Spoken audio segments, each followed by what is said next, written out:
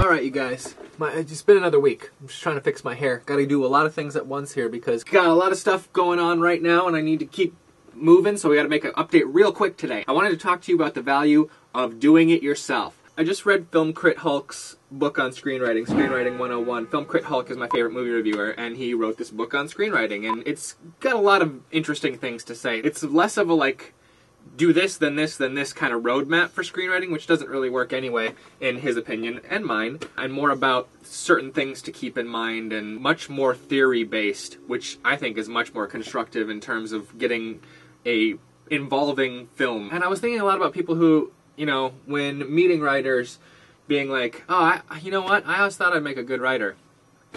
Well, you're not writing, so that's the only way to be a writer. And same for, I always thought I'd be a good filmmaker. Well, then you should be making stuff. Bare minimum requirement to call yourself a filmmaker is to be making films. Or, I guess now we have to call ourselves video makers. Although, the IMDb video short they took video out of the title now, and now if you're making a short, it's a short, because pretty much all shorts are shot on video now. I wanted to talk to you about the value of getting out there and doing it. Just the fact that you're getting out there and getting experience, telling a story in a visual medium, all this stuff, means you're pushing yourself further, and you're actually learning the nuts and bolts trade of making a video.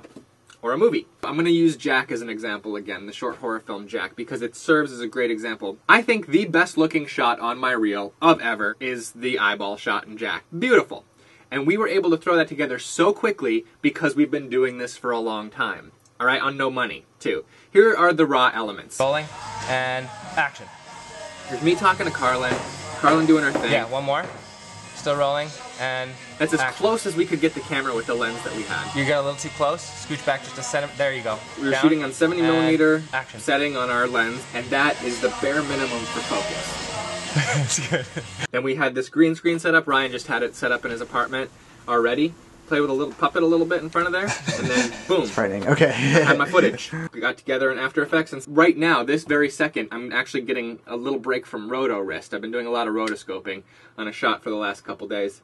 My wrist hurts a lot, so just getting a little break from roto wrist. But because I know what roto wrist is, from doing it all the time, I was able to, just one night, like I grabbed this footage, I grabbed that footage, boom, done. Within After Effects, I had to zoom in order to get the footage of Carlin looking great, and then I had to add Jack into the eyeball. I removed the green screen with key light, and I kind of added a bulge effect to him, so it had kind of the orb look of reflecting in her eye. Turned the opacity on Jack down to like 40%, I think, 30 or 40%. And boom, export it, got it, boom, there's my shot. But still, not done, alright? Because I've been doing pops for forever, I've tried a series of color correction programs. Ended up on DaVinci Resolve Lite, which is a free color correction program. Has a lot of great looks in it, and boom, drop the color correction in. And that solidifies it even more, makes it look even better. It's very evocative looking frame. And that's just because we do it all the time. If you want to get out there and start your entire film career with something that looks amazing, then you need money. And it's not because, oh, just having money is going to make things. No, because you hire professionals. You have a series of professionals doing all of these things that we do ourselves. And they put all of their expertise and the time they've put into it to work for your vision. And that makes your stuff look amazing. That's it. That's where the money goes. To people who have already spent a lot of time building their skill sets to make this thing happen. If you don't have all the money, you just have to spend your time doing it. And that's how we were able to make Jack in a couple days and get this competition one. One of the highlights of what I've ever done. If you have a buddy who's like, hey, do you want to help me make an awesome action movie for my channel and make it all crazy?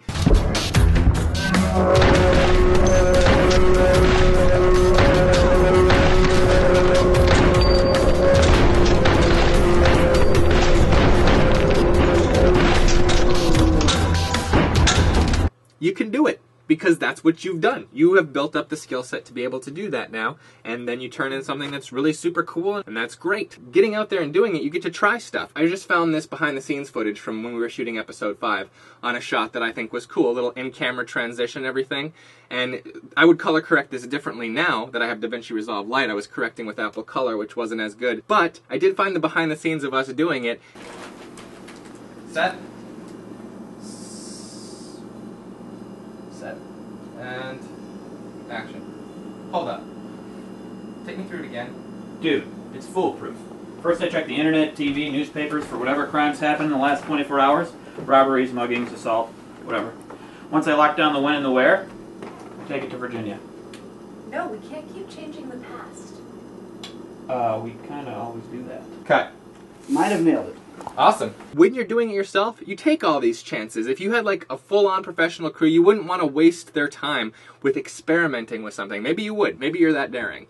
But I think the time for experimenting, trying out cool shots, cool in-camera transitions, is when your friends are all passionate, they're learning their skills as well. Everybody is elevating each other and themselves by working on this stuff. So you just have to get out there and do it.